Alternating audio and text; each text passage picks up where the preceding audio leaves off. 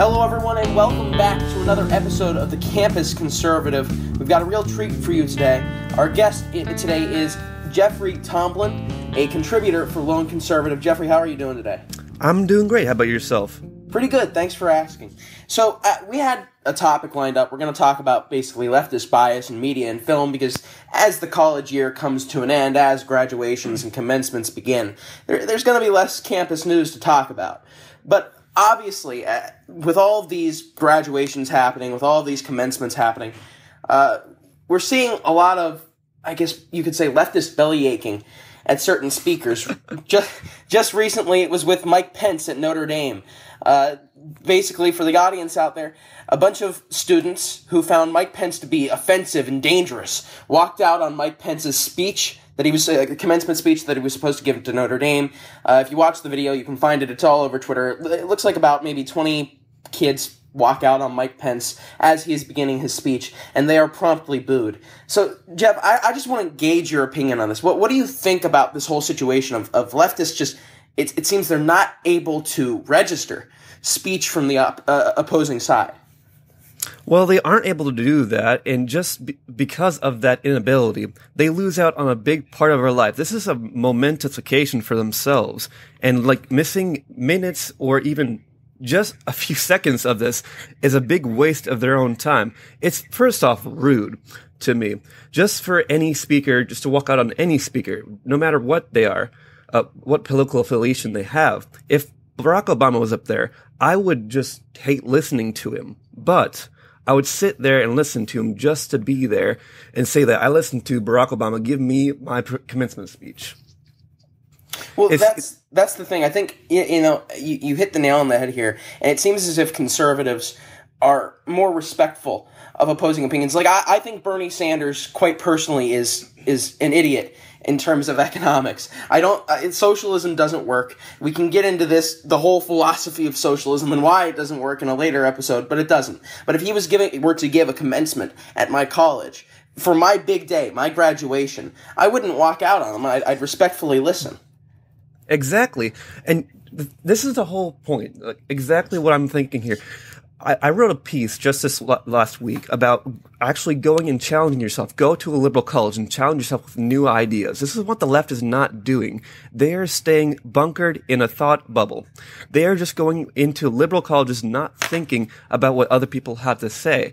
And in my article, transferring to a liberal college I wrote last week, I was challenging conservatives to go to a liberal college and learn about liberal ideas, challenge them, learn what the flaws in their arguments are. And this is exactly what these liberals here are not doing when they are walking out of this commencement speech. It's just damaging themselves, and it's making them look like fools. And, we saw the same exact thing with Betsy DeVos at Bethune-Cookman. Well, not the exact same thing. The students didn't walk out on her. They booed her, and they made sure that she couldn't speak. They kept her from speaking. And if you watch the Mike Pence video, you'll see some kids walking out. Some of them, they have the gay rainbow flag. I saw that draped across their back. I don't understand where these rumors come from that Mike Pence just despises and hates gay people. Well, it's in the news media all today. It's this rumor actually on Facebook a few months ago, during the election. Actually, my friend on Facebook was telling me how just Mike Pence hates the gays and wants to use shock therapy on them. No, he does not. That was debunked so many times. Yeah, and here's the thing. The rumors come from two different places. So, the rumors that he hates gays come from the religious liberty bill that he allowed to pass as governor of Indiana, which it basically, and correct me if I'm wrong here because I'm not extremely familiar with the legislation, but it basically granted religious business owners it allowed them to refuse service to certain people if it went against their religious beliefs. And the whole thing where, oh my God, he wants to commit electroshock therapy on gay people. Where that comes from is he was running for Congress in the early 2000s, and on his campaign website, it just said that he wanted to divert to paraphrase it, he wanted to divert some funding that would go toward HIV and AIDS research, toward alternate methods of prevention. It's it's insane how that turns into electroshock therapy. Well, that's what the media does, exactly. It just flips it and makes it sound like it's evil without giving you all the details of it. And that's what I'm trying to get in the media today in film, to try and correct that and give you as much detail as possible without trying to throw you off balance by giving you as little detail and try and make you think what the actual story is. No. And actually, in this commencement speech, he was touting how the new executive order. He was touting the new executive order Trump was was putting through, the religious freedom bill, and that's actually just ironic to me. Well, that's the whole thing. The religious freedom bill that President Trump passed. I mean, it's nothing like he said he was going to pass. It doesn't grant overarching religious liberties to, I guess the best example here is religious bakers who don't want to serve cake at a gay wedding. It basically, the overarching language of the religious order has to do with allowing churches to participate in the political field, or allowing churches to express their political opinion. And I have mixed feelings on that, but it wasn't what Trump promised. And I hate to get off topic here, but I think if this presidency is going to work, Trump has to start fulfilling more of his legislative and executive order promises. And one of them would be allowing business owners to have religious liberty. What do you think? I feel the exact same way. Trump has not done enough legislatively in this first 100 days and beyond. He's done a great amount of executive orders, but that doesn't stick around, actually. Just like we were saying about Obama, anything that you can do with a paper and a pen, it can be taken away. So it's just so annoying to me how Trump thinks that all these executive orders are big accomplishments when the real accomplishments are getting the legislative acts done, to me. So but the ball keeps moving on this and we get more legislative acts on religious freedom, that would be a great accomplishment. But I just don't see that happening right now. I just see this executive order. I agree. It's frustrating, but that's not what we were going to talk about today. What we were going to talk about today, because you want to get into media and I assume some aspects of film. Exactly. I wanted to talk about, because you seem to be just an expert voice on this on the lone conservative team. I wanted to talk about the pretzel logic we see within the media, the extreme leftist bias that we see in films and TV. So if you could, I know this is broad, but if you could, give me a little rundown on your thoughts of leftist bias in both media and TV and movies. Well, leftist bias has been around for as long as I can remember in media, film, TV, everything media you can think about. But it boomed after the 60s, just in film, in Hollywood, in the media. You can see it today. Just last week, it was mind-numbing. It was mind-numbing listening to the media of all the breaking news stories of what was going on. But particularly in the film industry, in movies, they will just, when they make decisions to start a film, they make the plot. At the instant of writing the script, they decide whether it's going to be a liberal or conservative movie. And I, as a conservative, fear not being able to join any of these crews with liberal movies because just they're biased and not being able to get through to them. But at the same time, I wouldn't want to work with them because of their liberal bias. I would want to search for someone with more open viewpoints and want to hear other sides of the story, which I actually want to get into this. One of my favorite ever movies was actually a conservative movie, The Dark Knight. The Dark Knight Rises, because it actually hints on communism with Bane. Bane is actually pushing a communist narrative of giving back to we the people, of redistributing the wealth. He even says this about giving Gotham back to the people. This is one of the greatest stories because Batman versus any other character like the Joker, he's fighting for the soul of Gotham. And this is exactly how I see politics today. Conservatives versus liberals and progressives fighting for the soul of America. It's just crazy how I haven't seen a political movie, an actual like political movie for America like this today. And this moves on to media in the news media, just like I was saying just before. Last week, we saw multiple stories, just breaking news. Every single hour, you would see some random story. Trump had 2 scoops of ice cream instead of 1, while everyone else had 1. Trump had, like, ketchup on his steak. Oh my God, the heresy. It's just, they try and think of any little detail about Trump or his campaign or his staff that will get him in trouble, which is like, how can that get him in trouble? It's just, they're just trying to be clickbait, honestly. That's what media has become these days, and it really irritates me. It irritates me how, like, you see news sites like CNN or The Verge or HuffPo or, what's it called? Something else, that YouTube channel that's always about leftist ideas. Oh, the Young Turks. The Young Turks, yes, too. And they're always about the Armenian genocide never happened. Oh my God. But they're always focused on clickbaits and not actually getting to the true story.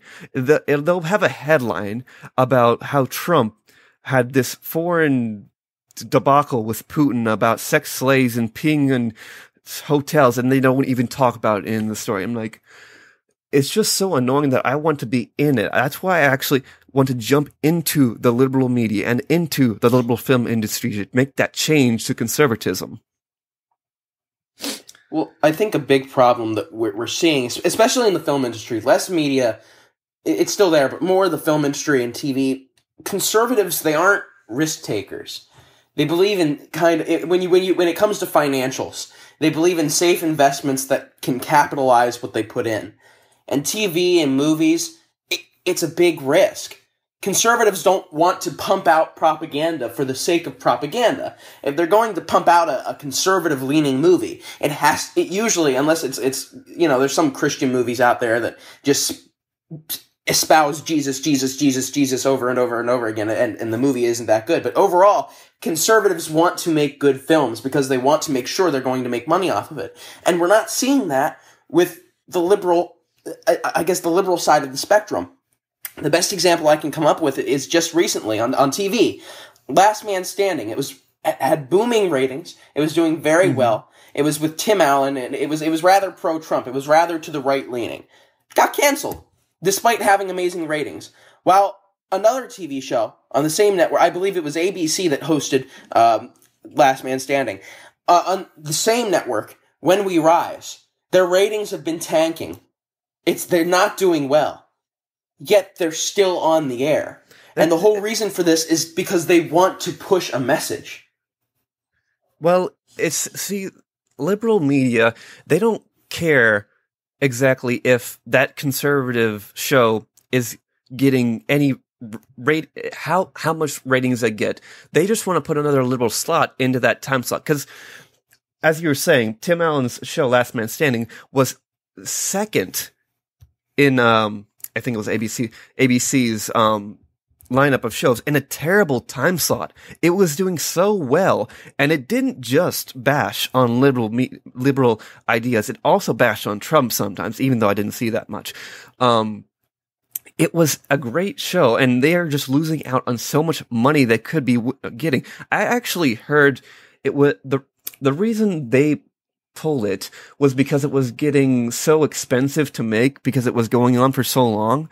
That could be possible. I'm not sure exactly what the reasons were, but Tim Allen thinks it was because of the more right-leaning views that were espoused on the show. But that's the whole reason that you don't see as many right-leaning shows in the media, because liberal executives have the hand on the media. They have control. Even at Fox News, it's just been annoying because they've been leaning more and more centrist as time goes on. And as I see that, I'm getting very discouraged because I see so many more lies and lies being espoused. on TV and on the internet and in films. But anyways, I'm rambling on here. Getting back to your point about conservatives in the media, I don't think that conservatives have to focus on making a profit. I do think that's a huge part of it, but I also think that if you are a true conservative, you really, really want to espouse the constitutional views of America and put it out for everyone to see. Because not when making like a film or a TV show or working on news, money is a huge part of it. Exactly. Sure. Because you have to keep going. You have to keep the business running. But but as a conservative, you have to think about integrity. You have to think about truth. You have to think about honesty. You have to think about telling everybody what is actually going on out in America and combat what the liberal ideology is espousing out in the media. It's not just about money to me. I feel like you have to espouse the conservative view, even if it hurts you, even if you might be in danger, even if it puts you at a disadvantage, you know? Yeah, I agree. And listen, I agree with your points here. But what I'm just stating is, it seems as if liberals are way more likely to take a risk. And if a risky expenditure doesn't pay off, but it promotes and promulgates a message that favors them, they'll keep at it. Conservatives, they're not as big of risk takers, obviously, overall. And when they do take a risk, if that risk doesn't end up working out, they stop. They don't keep trying to push a message that no one wants to hear.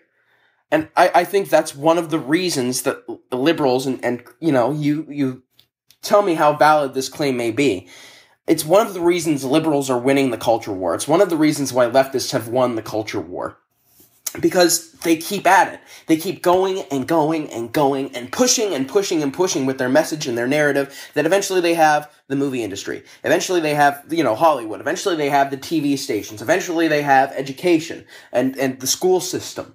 They're so persistent in pushing their message, even when people don't want to hear it. They eventually convert people. While conservatives, they don't try to jump down your throat. Overall, there are some out there. I'm not saying there aren't. I think you're getting Republicans and conservatives mixed up here, because what I see is more Republicans switching their message, turning back. I see conservative. If you're a true conservative, you don't change your message. If you're a Republican, you're changing your message to appease the base or some other constituent. You know, I feel like you're getting those two mixed up. Well, I'm not getting them mixed up because I'm not saying anyone's changed their message. What I'm saying is the persistence in pushing that message. And it seems as if conservatives are less able and less persistent in pushing their messages than leftists are. Leftists will jump down your throat with their message. Conservatives, because overall they're more hands-off, they'll say, okay, here's what I have to say, but you don't have to listen to me if you don't want to. And no one should be forced to listen to anyone. I'm just saying, because leftists force you to listen to them, because they force other generations to listen to them, they're more likely to convert more and more people. I see the exact point you're trying to make here.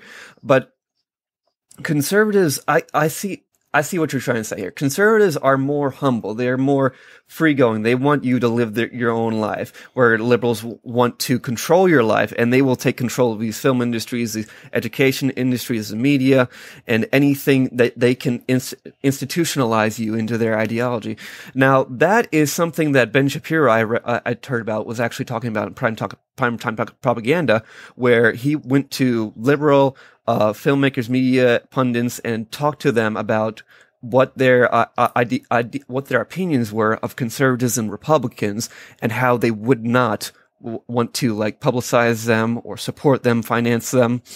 And that's exactly what I see in media today, in liberal media today, is what they're trying to do is just censor you. Actually, on YouTube, this is going on right now. A lot of commercial. If you haven't heard about this, YouTube is having lost a bunch of advertisers because of controversial quote unquote content on YouTube. Whatever you say, like maybe you're talking about a murder, maybe you're talking about war, maybe you're talking about some political conflict, you will be docked like 75% of what you would have made on that video if you hadn't talked about that like controversy, because all of these commercials, all of these advertisers are pulling out. It's that they don't want to be affiliated with these controversial viewpoints, which is astounding me because they're always on TV where politics and wars and everything's being talked about. They're always on the internet where everything is insane, but they don't want to pull their ads off of the internet on different websites. But it just astounds me how far the left will go and the right won't go to fight this liberal bias. Well, to be fair to the YouTube ad boy, I know exactly what you're talking about. So first off, it seems as if YouTube's starting to come back. Like Coke, I'm seeing bigger companies put their ads back on YouTube. Like Coke has their ads back on YouTube. I think a lot of companies are starting to realize that possibly pulling off of YouTube, their ads off of YouTube for possibly controversial content, especially since YouTube has made all these changes, would be a mistake. But to be fair to YouTube, it seems as if this ad boycott affected just about everyone, left and right. It affected the Paul Joseph Watsons, and it affected this one guy named Secular Talk, who's a raging leftist who's on the Young Turks. It affected I guess the videos he's made, Steven Crowder on YouTube, and it affected, there was this other Young Turks reporter who has an individual channel. He used to be with the Young Turks. He's like a Bernie Sanders supporter. It affected him as well. The YouTube ad boycott affected everyone pretty much equally. That's right, but the thing is, this rooted from leftist ideology of censoring political, like, discourse. This rooted from this leftist ideology of silencing other viewpoints and anything that might hurt your feelings, you know? That doesn't mean that it didn't affect leftists. That means that it was instituted by this ideology. Well, I'm sympathetic. See, this is where I disagree with actually a lot of people on the right. I'm sympathetic with the companies and who were, boycotting YouTube for a little while, mainly because, well, number one, I don't know how right-leaning you'd call them. They call themselves right-leaning.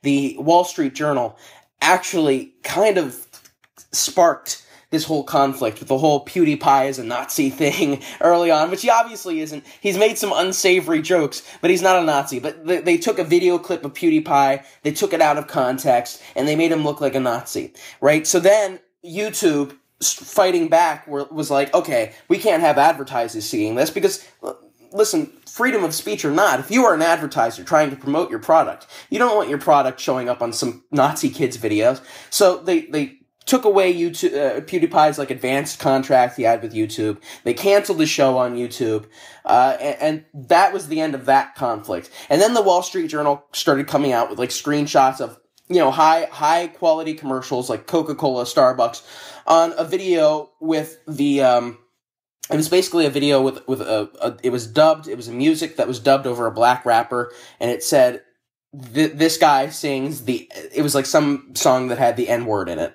And it was like it kind of was like a racist song. And the Wall Street Journal was going around YouTube and showing screenshots of these high quality ads appearing on really sometimes racist videos. So then ad companies were like, okay, wait a minute.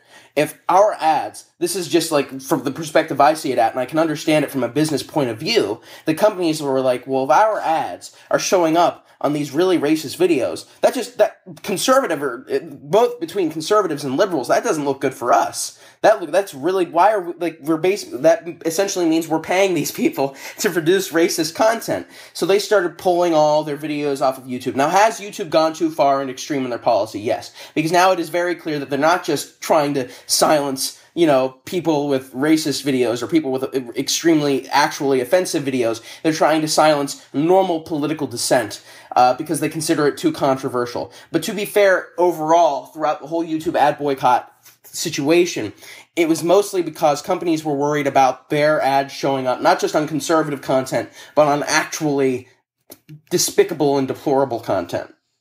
That's totally understandable. And if I own my own business and wanted to keep my ads off of that type of video, I might make that decision to pull all my ads out of all videos. That's kind of drastic to me, though. Now, just because my ads were being played on a few videos does not mean I endorse it. Just because my ads are being played on a website not mean I endorse that website. It's just like saying, like, you retweet somebody on Twitter. That doesn't mean that you endorse what they're saying. You're just, like, retweeting what they say. Now, a lot of people don't understand that. I can understand that.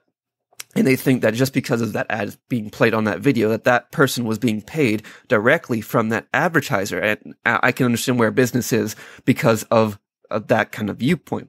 Now, where I agree with you here is that YouTube has gone way too far in their actions here, and I can see both sides of the aisle here.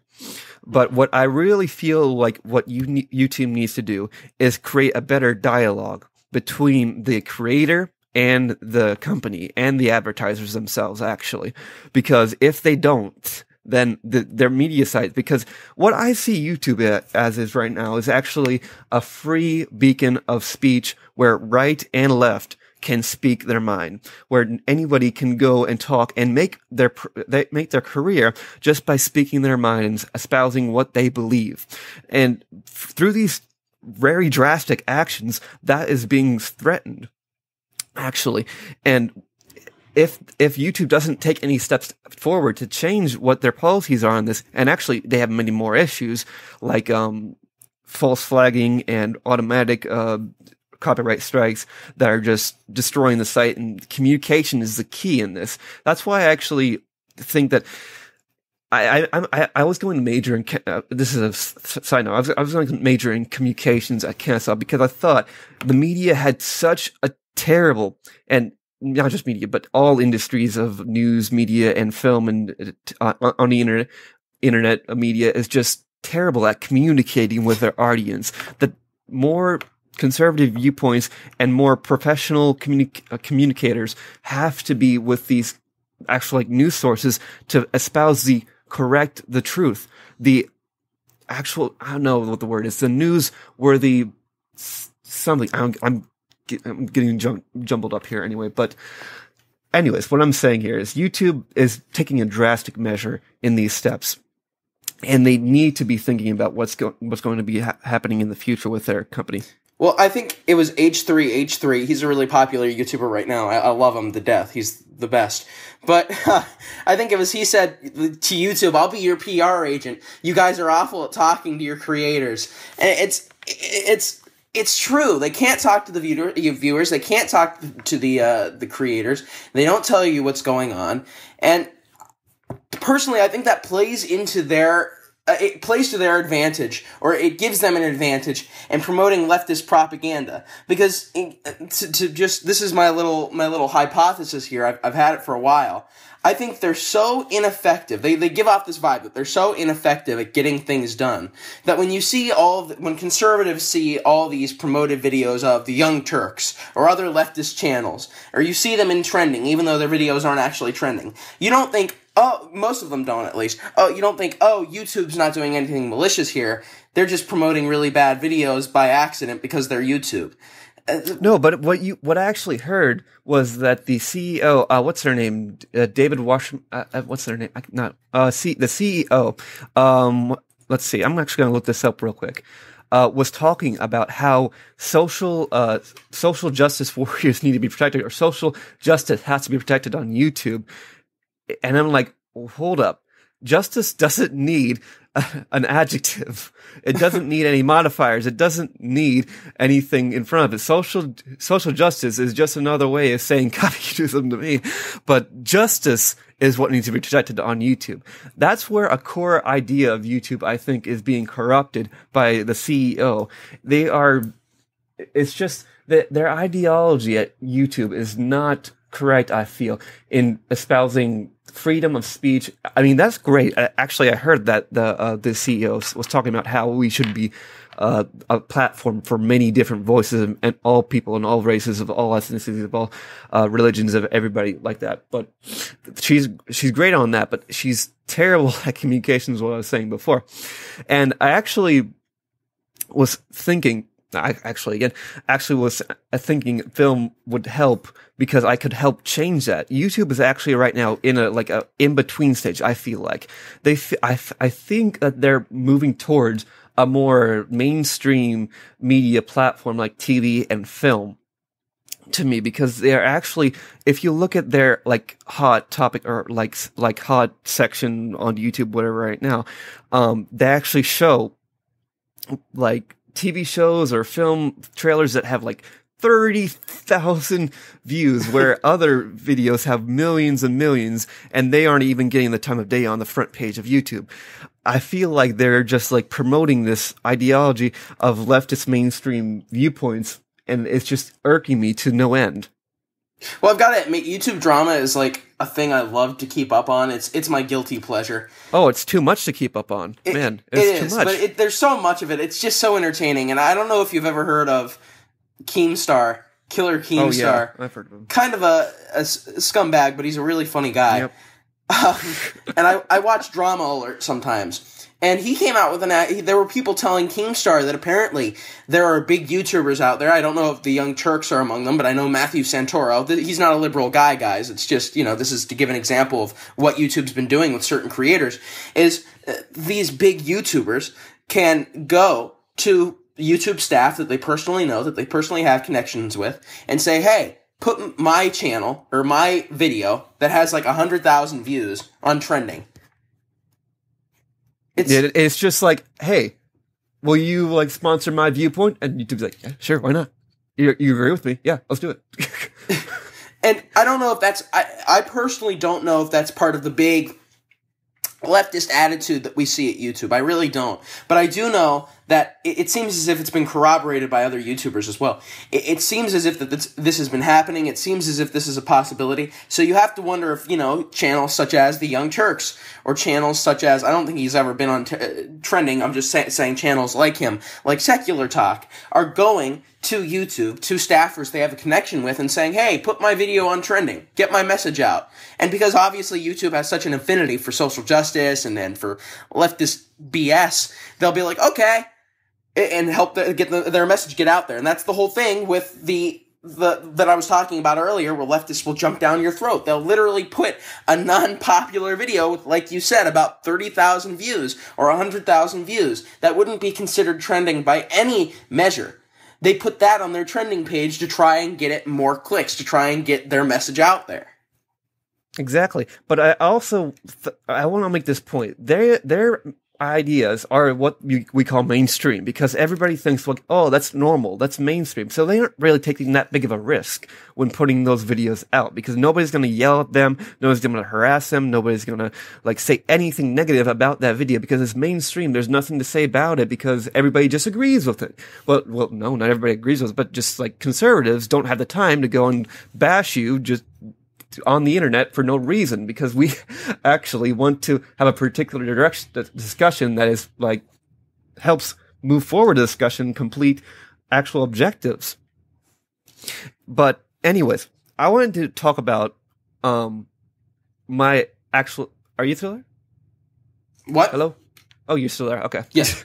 I was like, you were being really silent there. Anyways, I want to talk about exactly what makes a great film. Today, not just politics, but how much time we have it allows for it. I want to talk about that. Oh, we have all the time you want. You need. Just go for it.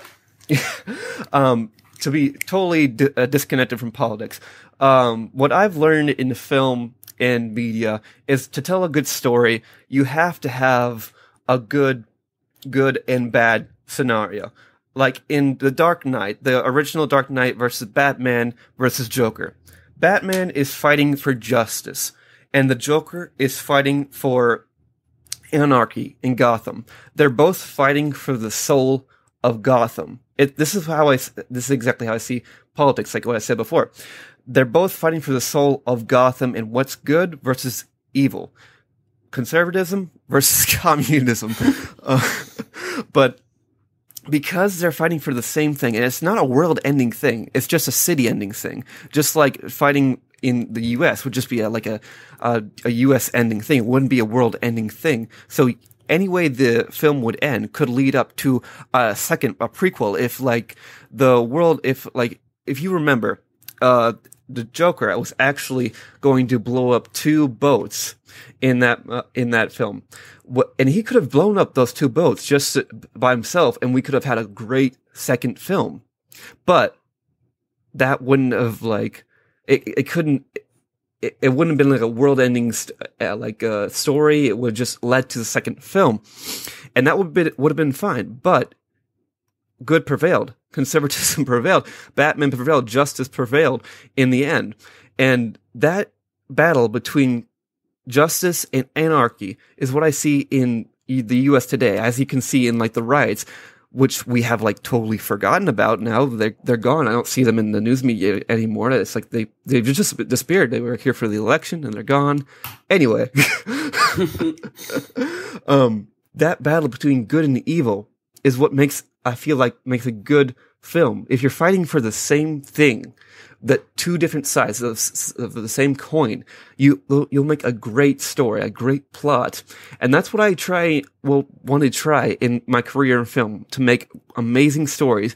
I actually think about making a film about the founding of America in the future, maybe. Like how Thomas Jefferson and Abraham Lincoln were thinking about creating the U.S., what it would be like in the future of America, without slavery, without all the taxes from the British, and how the good versus evil would play back in those times, Yeah. That sounds like it would be really interesting, and I think you agree. The best films, though, in my opinion, I agree with that whole good and evil thing. I agree with both sides fighting for, I guess, the same territory, the same coin. Well, the same objective, just different sides of that objective, because sometimes in films you'll have an enemy and you'll have a protagonist where they're fighting, but they aren't fighting for the same thing. One's fighting for a bunch of money, and then one's fighting to kill the bad guy, and it's just that's the normal story of any shoot 'em up, bang 'em up movie that you see.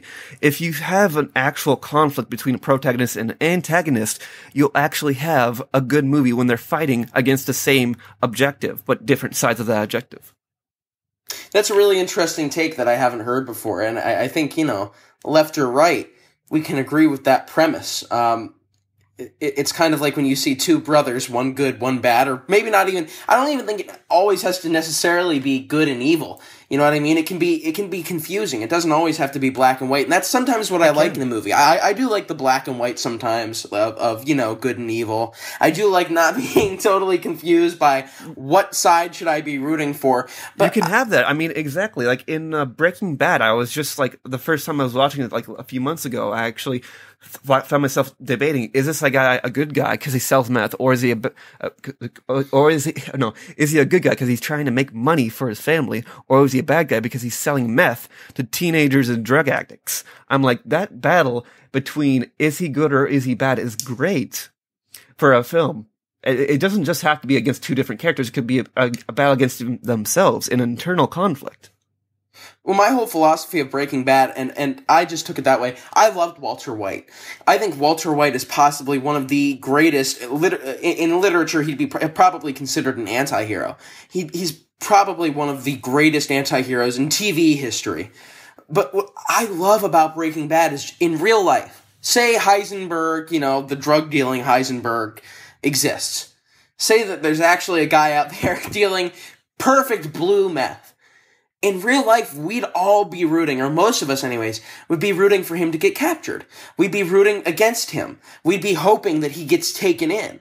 But somehow Breaking Bad makes you see the other side of the coin. They make, in real life, what we would consider evil. We see him as good or an anti-hero, and we root for him. We don't want him to die. We don't want him to get captured. Something that's vastly different from the drug lords and the king, the gang kingpins we think of in our modern day life, like the cartels. I bet you if you talked about the leaders of the cartel in the United States, most United States citizens would tell you that I want them to be brought to justice.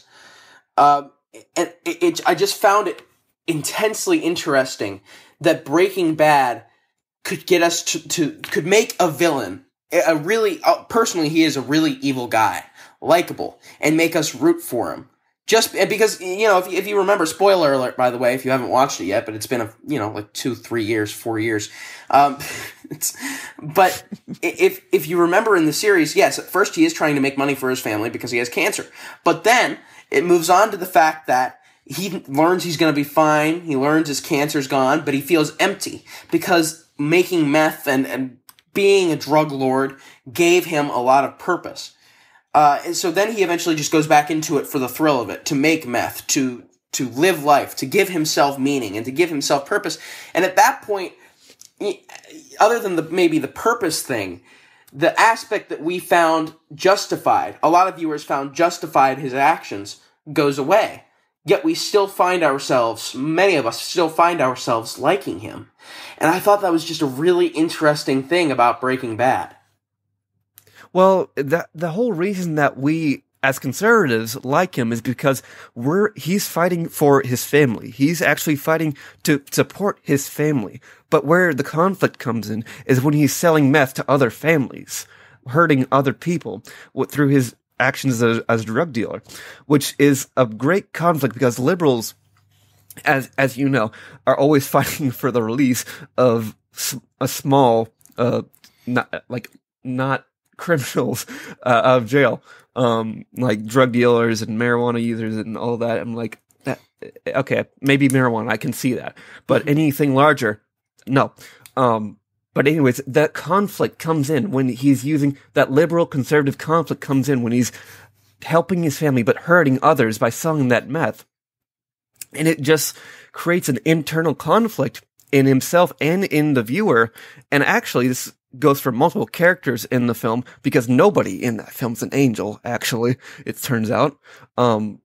Because all of these internal conflicts of Marie shoplifting or Skylar smoking when she has a baby or helping launder the money at the car wash, they all have a little bit of evil inside of them, which is a bad ideology to have because we all have a little bit of bad in ourselves, but that takes it to extremes. But anyways, that conflict, whether it be between two different characters and an internal, is what makes an amazing film between good and evil. But the support of your family and selling meth, the bad part of it, you know?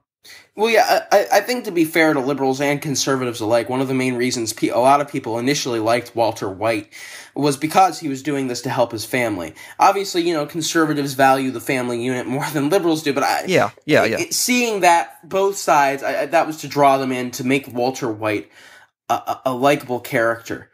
I think the whole reason conservatives would have liked... this is the thing about Breaking Bad. I didn't see it as necessarily... A lot of it.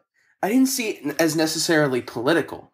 That's what I like about about TV. I mean, you can draw your messages from it. I see a lot of liberals drawing some sort of liberal, we should decriminalize drugs message from it. I don't know how, but it's happened.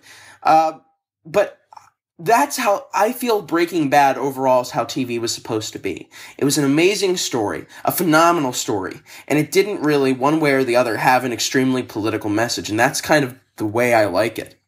Mm-hmm. Well, it did actually end up in justice if you finish the whole thing. It did end up in his death at the end finally, which gave you a little bit of justice and made most of us conflicted because I felt like he had this coming, but he's a good guy. He was helping his family. It made a great story whether you were on the left or on the right. And that's what a great movie does, or a great TV show does. It doesn't actually have to have a political swaying opinion. It just has that battle between good and evil, whether it be on the right or left, because both sides have evil in them. Just like the right had some, right now has all these like left alt-right people sending out Nazi memes or Hitler Pepe memes on the internet. I know Ben Shapiro had a ton of those last year. Or the left sending out a bunch of death threats on the internet, or actually in-person death threats out in like anarchy riots. It's just, if you make a TV show not actually trying to be political, but hinting at these evils on both sides, you'll make an amazing production. I agree, and I think Breaking Bad, just my last thought on it, really does bring into question, and it makes you reflect on human character. It shows that no one's perfect. But moving on, we're getting close to our time here, but I did want to talk a little bit about this.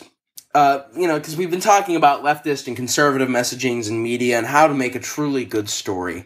And like I said with Breaking Bad, overall, it seemed to have, politically, it seemed it was pretty bipartisan. Obviously, it had some philosophical questions in there. But it seemed to have a very just, liberal, conservative, bipartisan message. It seems as if, though, that overall, other than the success of Breaking Bad, modern day, leftists don't want a neutral message. They don't want there to be no politics. They will push politics no matter what. And I talked a little bit about this earlier, but I wanted to get this off my chest too, because I'm not a film buff, but I just thought this was outrageous. During the Oscars, when they were nominating Best Film. God.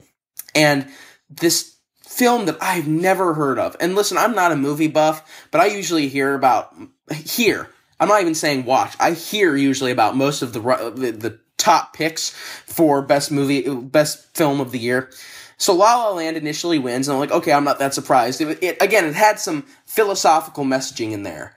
At times could be a rather liberal film, but overall, I liked it. Overall, I thought La La Land, and this may be just me, I thought it was pretty, I guess you could say, neutral. Yeah, it was. And, all of a sudden you have this one movie come in and win called Moonlight. I've never heard of Moonlight, so I go to watch Steve Harvey on you. It is it is the most liberal thing, the most liberal picture I have ever seen, or at least the most liberal picture that I'd seen in 2016. And listen, it was for, as far as movies go, it was a pretty good movie. I'm not going to bash it for being terrible, but it was nowhere near La La Land. But the reason it won, in my personal opinion, was because it pushed a political message. So it just shows that not even conservative, but if your TV show has a bipartisan, a neutral political message, it doesn't talk much about politics, and it's leagues better than a leftist film that just it's chocked full of politics. And it's an okay picture. That okay picture chocked full of politics will beat the phenomenal neutral picture. I just don't understand. It's not just them being against conservative media. It's not just them being against conservative films and conservative TV shows. It's about them being against neutrality. If you have their philosophy is, if you have a platform, you have to use it. I mean, what do you think of all this? I don't have any respect for any award shows, honestly, because any award show is just trying to bask in your own glory, which I feel is just not the best area to be in. The Academy is putting out awards just for political purposes, as I see it. La La Land should have won. They had the right call when they were first called up there. La La Land was a centrist film. I didn't see much politics in it at all, and it had astounding cinematography. It had astounding musical numbers in there, which I was blown away by. It actually surprised my father, who was not a musical person. He loves jazz, though, which was filled in La La Land. And I never watched Moonlight, which I don't know, never heard of it, didn't hear any ratings about it. But the thing is, those leftist liberal films always get high ratings. If you go on IMDb or Rotten Tomatoes, you'll look at the ratings from the actual critics of films, and it'll be low for a conservative movie like 13 Hours. And the actual reviews from viewers will be super high, like in the 80s or 90s for being for 13 Hours. That just shows you the leftist bias in the film industry, in media, and the Academy is just mirroring that because they have to stay relevant. Any award show has to stay relevant in the news and in the film industry. If you aren't institutionalized like the others are in the industry, then you aren't going to be accepted. That's the whole point I wanted to get across through this conversation here, is that conservative ideology is not accepted in media today or the film industry. We have to start making a change and actually put forward an effort to make that change in our universities and in forward, making it in actual business, in media, and out in the world. And I totally agree. And, I was on Rotten Tomatoes after I saw 13 Hours because I think that's a phenomenal movie. And I can't remember the exact wording of this review, but the review basically, now if you don't think it's a good movie, fine, okay? As a professional reviewer, give me a good reason. Honestly, it was, to me, it was like a Michael Bay film, but it was good. It had a lot of explosions, a lot of violence, but it was really entertaining, and it got across, I think, a truthful message. But the fact of the matter is, it wasn't boring. By any stretch of the imagination, It wasn't boring. And I'm reading these professional reviewers' reviews. And one of them, I can't remember their exact wording here, but they basically said that this film was a snooze fest. It was boring. And they gave it like a really low score. I'm like, no! Are you kidding? No! Criticize the story. Criticize maybe character depth. I don't know, but boring? No. I didn't understand it.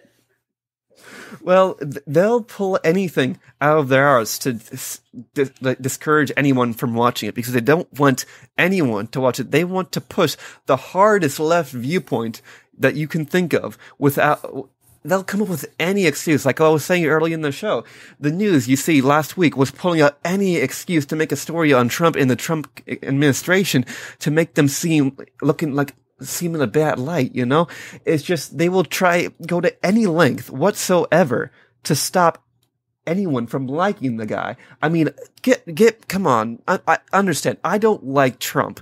I didn't want him. I wanted Cruz, but I'm willing to give him a chance, God damn it. And that's the thing, there are some valid claims coming out of the leftist media. I really think there are. There are some valid claims coming out of the mainstream media. The obstruction of justice claim, if you followed me on Twitter, if you've seen me talk about it, on the line, I talked about it a bit too. This is a valid concern they have. How they've been reporting on it is relatively, I don't mean like all these now new anonymous sources, but their initial reporting on the obstruction of justice charges against Trump. I mean, that again, that is a valid concern. The stuff with Trump giving the Russians some classified information that could give away one of our sources, if that is true, that is a valid concern. I tend to shy away from, being too trusting in anonymous sources. But those are valid concerns. But then there's stuff like you brought up, where Trump takes 2 scoops of ice cream. Impeach! It's just insane. But I wanted your opinion on one last thing, and you kind of referenced it a little earlier. You said how Fox News is getting to be more centrist. And, as long as overall, Fox News, because they're like the only right-leaning mainstream media outlet, as long as they stay rather right-leaning, I don't care, but I want them to be truthful. So Harvard came out basically with a study about media negative reporting on Trump. And, with CNN, MSNBC, even the Wall Street Journal, we saw the average range probably be between 70% negative reporting on Trump, and I think one had like 93% negative reporting on Trump. And then they get all the way down to the list to Fox. And everyone was always saying Fox isn't fair and balanced because they have sycophants like, and I think he's a really nice guy, but they have sycophants like Sean Hannity on there. But they always say Fox News isn't fair and balanced. Well, they showed that, I believe it was 52% negative reporting on Trump, 48% positive reporting on Trump. So not only was there a majority of their reporting negative, but 52 to 48, that seems pretty fair and balanced just looking at the numbers. And it is, and I don't actually have an issue with Fox News being more centrist as long as they're truthful, as long as they're telling the news honestly, as long as they're being genuine. If you're there's a big loss of genuinity, I don't know the exact word, in the news media today. If you just read off the script and push whatever bias you have, I feel that's terrible. If it's on the right or on the left, it's fine that they're going centrist. It's kind of irking me a little bit, but it's fine. It's perfectly fine if they want to go centrist, as long as they're telling the truth of the story. It's good. Exactly, and if you really think about it, obviously they have their really right-wing guys, their really populistic guys, like now it's Tucker Carlson, Sean Hannity. Oh, but God. if you really think, let's think of the biggest newscasters on there as of right now for a second, okay? We think of Sean Hannity, Tucker Carlson, right? They're the guys that are really far to the right. And then we have, or at least on Trump, they're really, really big Trump supporters. That's the better wording. And then you have Bret Baier. He's more of a centrist. He covers stories very fairly. Then you have Shepard Smith, more on, the Left. anti-Trump scale. He reports on Trump fairly, but he reports more of the negative stuff. And then I think this also perfectly enunciates Fox. Look at the five. And let's look at the original five cast, because usually they'll have one raging liberal on there, and then conservatives and centrists. You have Dana Perino, who is, rather anti-Trump but fair. Then you have, on the other side, Eric Bolling, who is just all for Trump. And then you have Greg Gutfeld, who is again, kind of in the center on Trump, but fair. Then you have someone like Bob Beckel, or Juan, I don't know his last name, who's a raging liberal. And then you have, oh my gosh, I can't for the life of me remember her name. She's a brunette. They're thinking about making her the press secretary. I can't remember her name, but anyways, she's more for Trump. And the five overall, especially when you take the two centrists, the two people who are really for Trump, and the one raging liberal who's all the way anti-Trump, it's pretty balanced.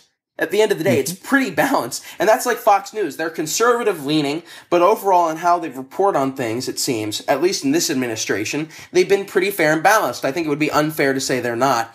So, what do you think about that compared to the liberal media? The liberal media always says, they always make fun of Fox. They always say, oh, Fox is so right-wing, they're so radical, they're insane. When it seems as if Fox, just from these numbers, and obviously they've said some insane things about Trump. Obviously they've done some insane shilling for Trump.